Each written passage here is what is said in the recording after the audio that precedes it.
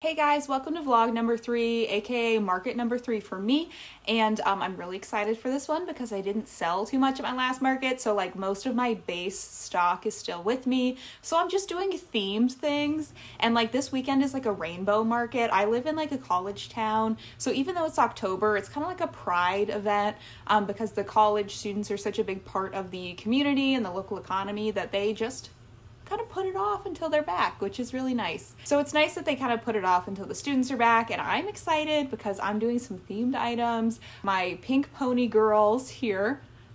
I got my little chicken, I got my cat's got a hat, my bat does too. I got a whole box of hats and I am so excited to like just put them on the critters on the table and just have them be my little pink pony girls. It's gonna be so fun. Now, most of the pink pony girls will be cats just because I didn't sell very many of my cats for my cat market last week, so check out that vlog if you're interested. I sold 1 of 15 cats that I made, so it's going to be a lot of pink pony cat girls. That's fine. My other fun thing, I have 3 fun things in total, I guess. So my second fun thing, I'm doing a mystery box, and I'm so excited. I designed a couple of stickers. My husband's actually like a graphic designer kind of, so he has a couple of designs that I'm going to print off of little frogs, because honestly, if you're doing Pride and you don't have something to the theme of turning the frickin' frogs gay, like, what are you doing? You know, that's probably the most iconic, in my opinion. I'm sure everyone's got their own favorite, but that's my favorite kind of meme around that.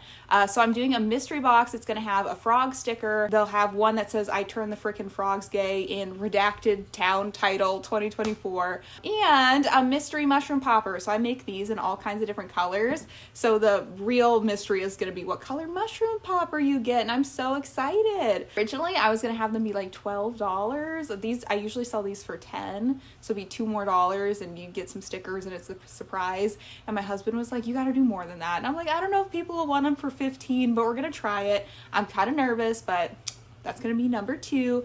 Mystery mushroom popper with a sticker. And then of course, because the turning the frogs gay is my favorite like LGBTQ plus meme, I'm gonna make a whole bunch of frogs and we're gonna do like toothpick like rainbow flags, and we'll give each little frog a little flag just because turning the frogs gay at Pride this year. So that's gonna be super fun. I'm super excited. Frogs are lowest on my totem pole just because I already have the boxes for this. I already have the hats. So we're really trying to crank out 36 mushrooms. I have a couple from my last market, and then I've been working hard this morning. I've got 14 caps from this morning, so we're like halfway to halfway, I guess. We're getting there, but it's slow but steady. So like today we're gonna go try to print the stickers. I have most of the designs. We're gonna try to at least finish all the mushroom caps we need, even if we don't finish the whole mushrooms. And then I'm hoping tomorrow we could finish all the mystery boxes because I just want to be done with them. Yeah, I want to be just prepped and ready to go. I didn't like last time. I was so last minute, so I just want to be done early this time. So let's get at it.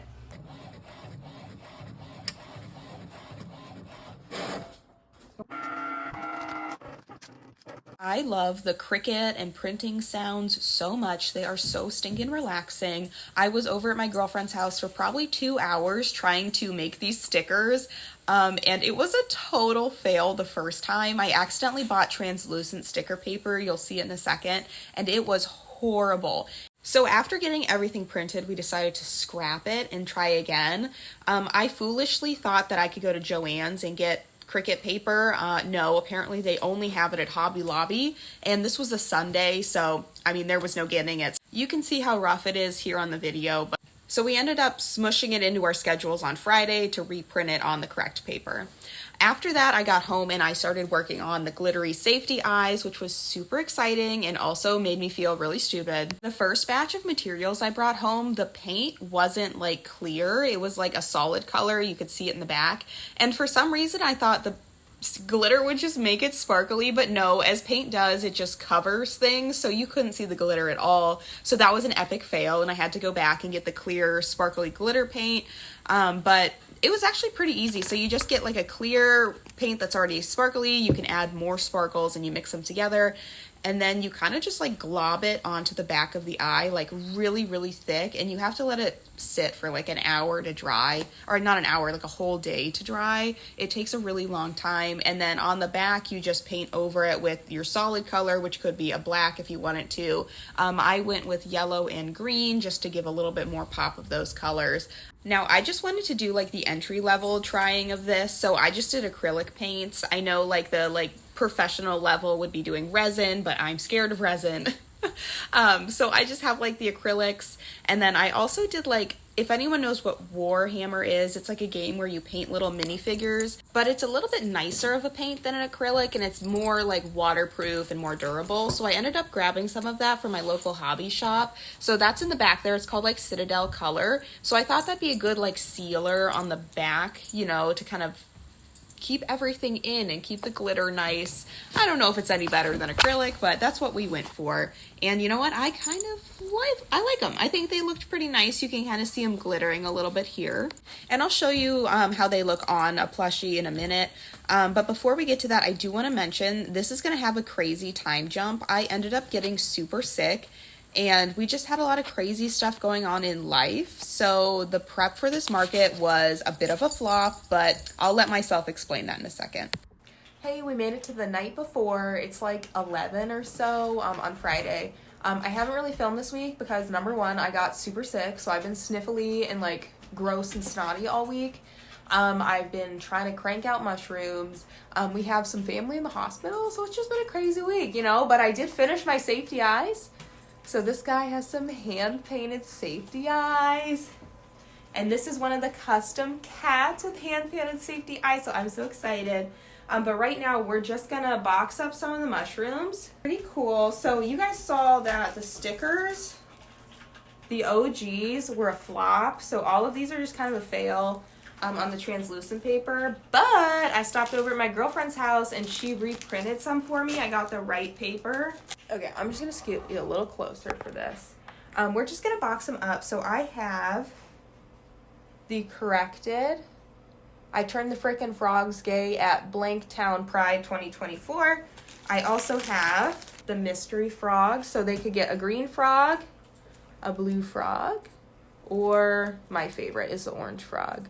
And these are all little cute designs for my husband because he's wonderful. We love him.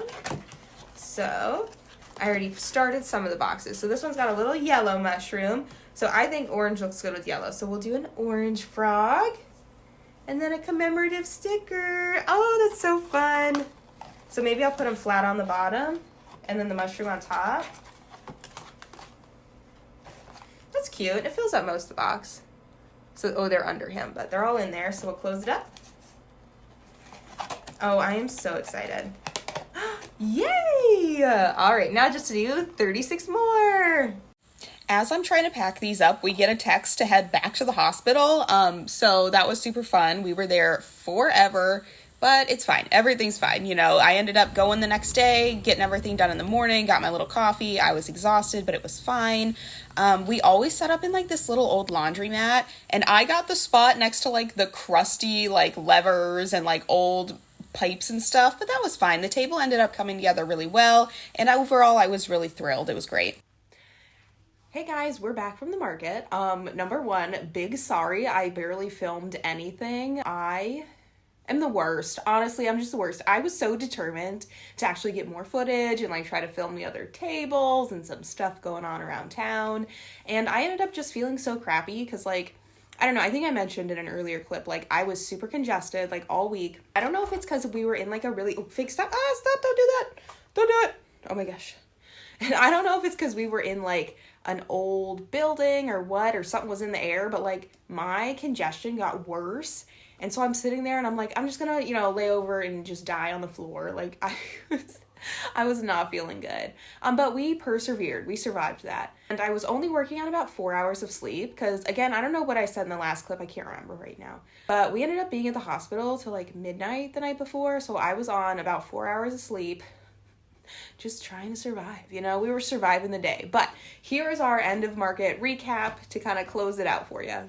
Okay, so for Square card payments, number one, there was like some kind of error. It was like a system-wide thing where it was still taking payments, but like the app was not refreshing. So for like 20 minutes, I was in a panic thinking that like for an hour's worth of sales, like it didn't go through. And I finally got a notification from Square, but like all the vendors who were using Square were like, oh my gosh, what's going on? But it was all fine. Like it ended up going through and they like fixed the system on Square's end. It just glitches sometimes, I guess. So from Square, I think we had 26 transactions and they were about like $17. No, that can't be right. It was $17 on average, and I think it was about 16 transactions. And then I think I had about 10 that were cash, maybe. Again, I did a terrible job writing it down and stuff. But I realized afterwards, I forgot to bring my bat. I took him to the park to take pictures, and I posted him online as like a promo, like, oh, catch me in the market. And I forgot to bring him. So he's coming along to the next one, I guess. There's also a mushroom in this bag. So fail on my end. Up next are all my mystery boxes. So this was full to the brim. Now it's not. I sold about 10 of 36, so I think I did pretty good with the mystery boxes. I was hoping to sell a little bit more, but that's okay. People seem to like them.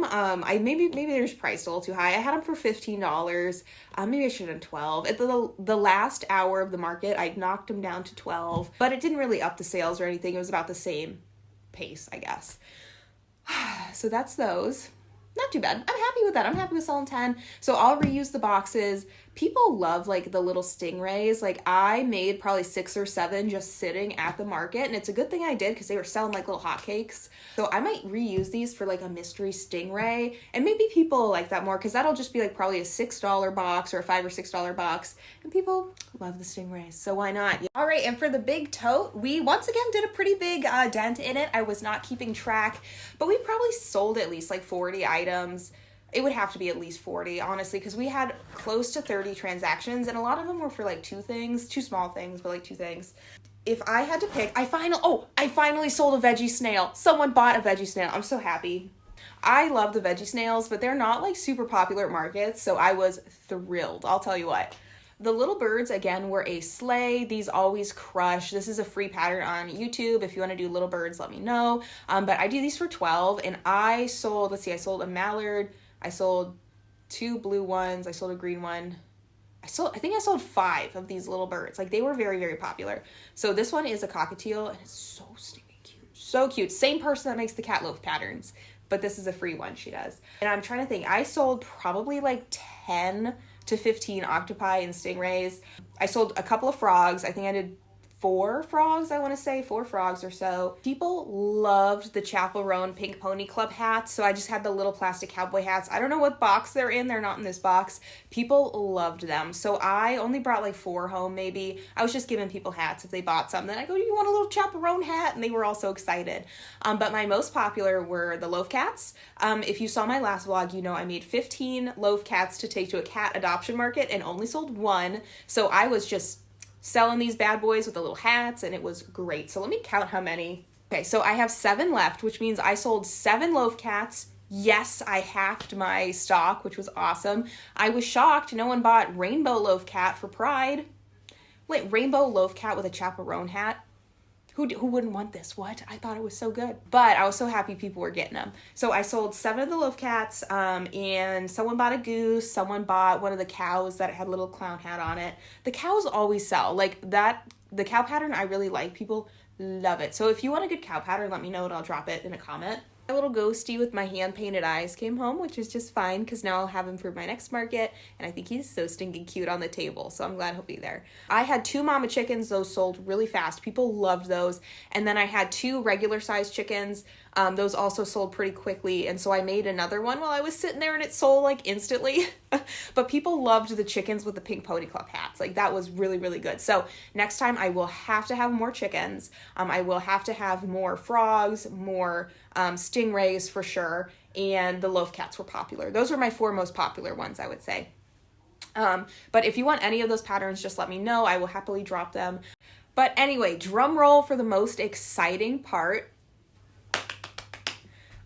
We finally like actually made a profit. Like, I know I always share like how much we make at the markets, just like how much stuff we sell and like how much we make, because I personally think it's really interesting to know like when people actually make a profit on what they're doing. My first two markets, I was just breaking even on like supplies and vendor fees and this and that.